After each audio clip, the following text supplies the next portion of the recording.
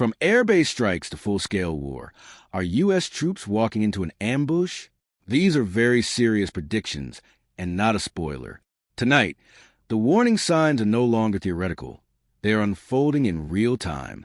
After Iran's recent missile strikes targeting Israeli military sites, including air bases, the conflict has entered a far more dangerous phase. Reports confirm that Iran has already launched hundreds of missiles toward Israel in recent weeks, some aimed directly at strategic military infrastructure. This is no longer a distant geopolitical tension. This is active, escalating warfare. And if these patterns continue, the battlefield may expand far beyond Israel. In this episode, we break down a chilling possibility. If Iran is willing to strike first against hardened air bases, what happens when U.S. troop buildups begin? Military analysts warn that Iran's strategy is shifting toward preemptive strikes, targeting personnel, staging areas, and high-value assets before they can organize. Recent attacks have already shown Iran's ability to hit critical targets, including U.S. assets in the region. This episode explores the reality behind the headlines, what it means for U.S. troops, the region, and the world. Because if escalation continues, the cost won't just be strategic. It will be human. Welcome to African Stories by Frank Asada. Where are you watching from? Before we dive into the potential U.S. troops walking into an ambush, we encourage you to rate the video and tell us in the comments below where you are watching from. Like, share, and subscribe so that you will be the first to be notified of our next video coming up. 1. The warning is stark.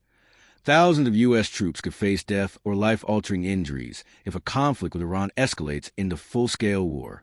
This is not presented as certainty, but as a serious, evidence-based prediction grounded in how modern warfare unfolds.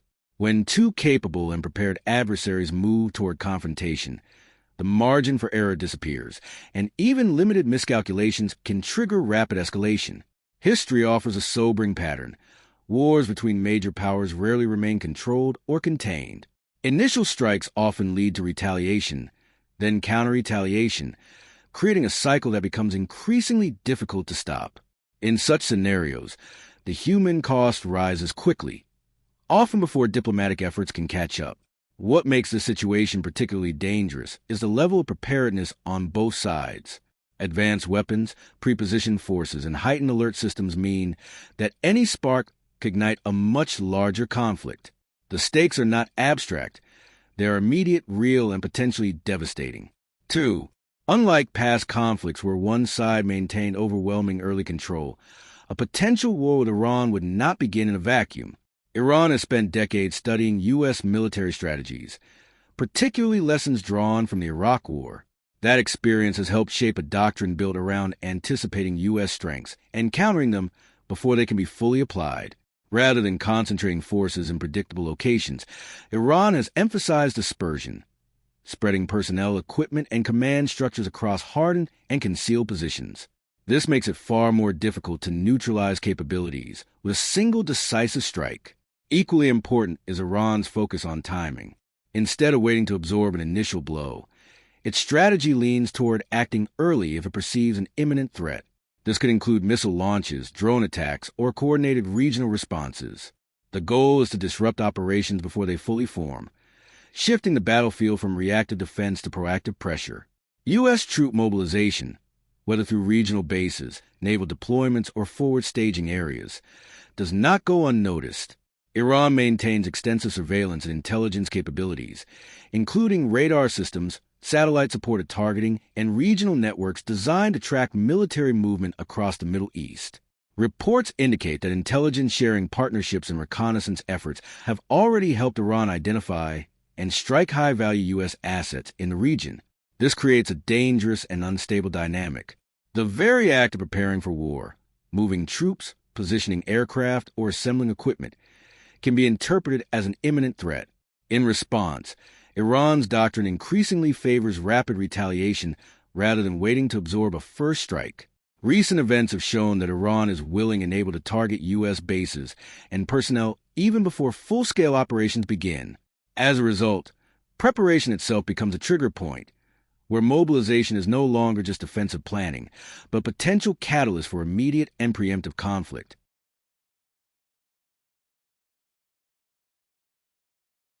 4. Iran's military strategy is not built around conventional head-to-head confrontation with U.S. forces.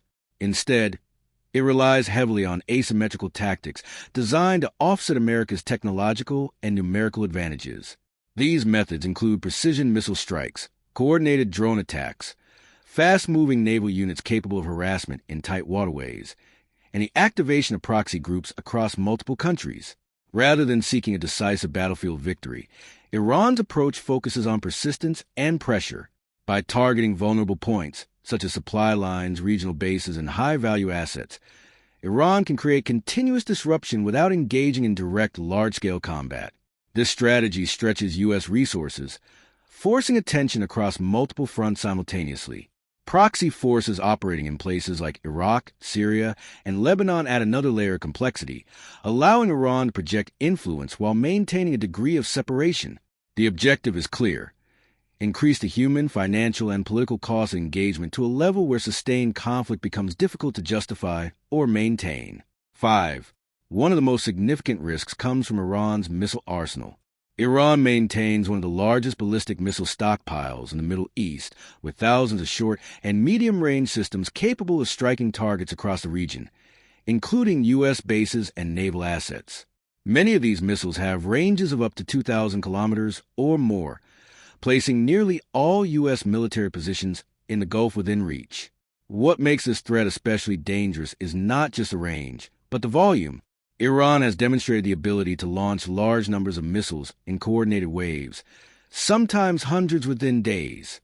Even the most advanced air defense systems, such as Patriot or THAAD, can be strained under saturation attacks, where multiple missiles arrive simultaneously from different directions. Recent conflicts have shown that despite heavy strikes against its infrastructure, Iran still retains capacity to continue launching missiles.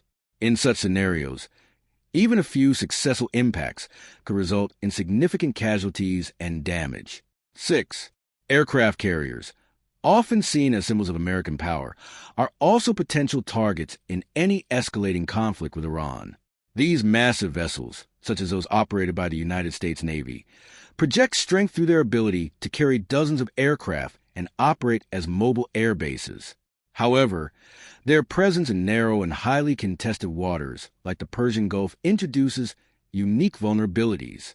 Iran has invested heavily in anti-ship capabilities, including ballistic and cruise missiles designed specifically to target large naval assets. In addition, fast attack boats, naval mines, and swarm tactics can complicate defensive operations, especially in confined maritime environments where maneuverability is limited. While U.S. carriers are protected by layered defense systems, including escort ships, radar, and missile interceptors, no defense is completely impenetrable. A coordinated attack involving multiple threats could challenge even the most advanced systems. Any successful strike, even if limited in damage, would carry enormous consequences. Beyond the immediate loss of life, it would signal a major escalation, reshaping global perceptions and potentially triggering a wider and more intense conflict. 7. Ground forces face a different but equally serious threat. Troop staging areas, logistics hubs, and supply lines are especially vulnerable during the build-up phase of any invasion. These locations are often fixed, highly active, and difficult to conceal, making them prime targets for missile strikes, drone attacks, and coordinated assaults. Iran and its aligned forces have already demonstrated a willingness to target U.S. bases and personnel across the region in response to rising tensions. Iran's broader strategy aligns with what military analysts describe as an anti-access, area denial approach, aimed at disrupting an opponent before they can fully enter or operate effectively in a theater of war. This means striking early at logistics and build-up points rather than waiting for a full invasion force to assemble. Supply lines, in particular, are critical vulnerabilities. Fuel, ammunition, medical support, and communications all depend on stable logistics. If disrupted, even a well-equipped force can quickly lose effectiveness. In this environment, the battlefield begins long before the first major engagement, turning preparation itself into one of the most dangerous phases of the conflict. 8. Another layer of complexity comes from proxy forces aligned with Iran. These groups operate in countries such as Iraq, Syria, and Lebanon, forming a wide network often referred to as Iran's axis of resistance. Over the years, they have repeatedly targeted U.S. personnel and military installations using rockets, drones, and coordinated assaults. In fact, Iran-backed militias have carried out hundreds of attacks on U.S. forces across the region, injuring and killing service members. What makes these proxy forces especially dangerous is their flexibility. They can act independently or in coordination, striking from multiple locations at once. This creates a fragmented battlefield where threats emerge simultaneously across different countries, making it far harder for U.S. forces to defend against. Recent developments show these groups are already active and escalating. Iran-aligned militias and factions have intensified attacks on U.S. bases and allies, signaling their readiness to expand the conflict further.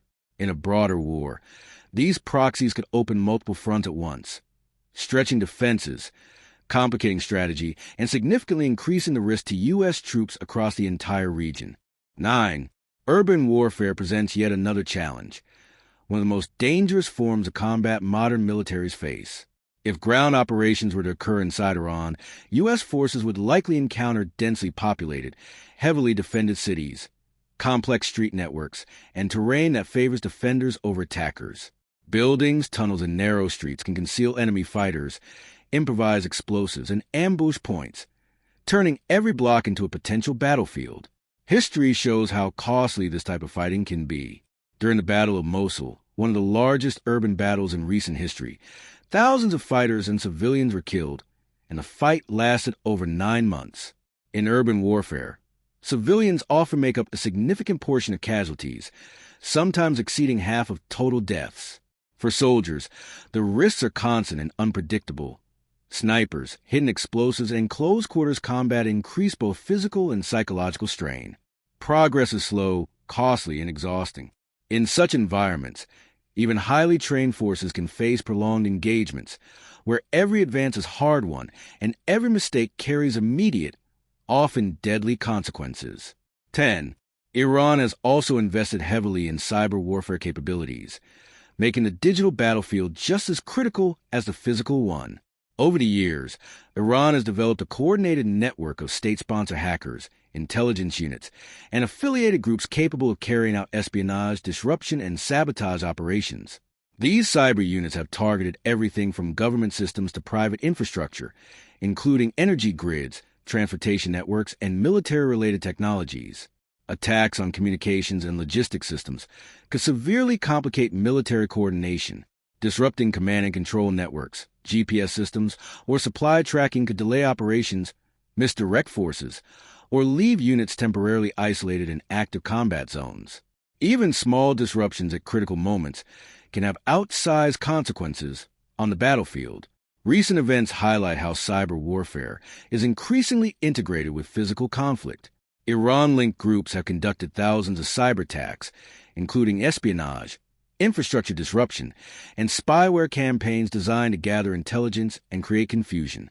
While these attacks may be less visible than missiles or bombs, their impact can be just as dangerous, undermining coordination, slowing response times, and increasing the overall risk to troops in real-world combat situations. 11. The psychological dimension of such a conflict cannot be ignored. Troops entering a theater where the enemy is prepared, decentralized, and willing to strike first face a fundamentally different reality than in conflicts where the United States maintained early dominance. Instead of operating with relative control, service members would likely face constant uncertainty, never fully knowing where or when the next attack might come from. This environment creates sustained mental strain. The threat of missile strikes, drone surveillance, ambushes, and indirect attacks means there is little opportunity for true rest, even behind what would normally be considered secure positions. Over time, this continuous exposure can lead to heightened anxiety, sleep disruption, and combat fatigue, all of which affect decision-making and reaction time. Unlike conventional battlefields with defined front lines, this type of conflict blurs boundaries. Danger can emerge from multiple directions, including unseen or remote threats. That unpredictability weighs heavily on troops, compounding the physical risks they already face. In such conditions, the psychological toll becomes a critical factor, impacting not only individual well-being, but also unit cohesion, operational effectiveness, and long-term recovery after the conflict ends. 12. Additionally, the geographic scale of the region dramatically expands a battlefield, turning what might appear as a single conflict into a wide, interconnected theater of operations. U.S. forces are positioned across multiple countries and environments, from airbases and logistics hubs to naval fleets operating in strategic waterways. This means there is no clearly defined front line, but rather a series of potential flashpoints spread across thousands of miles. This dispersion creates significant challenges.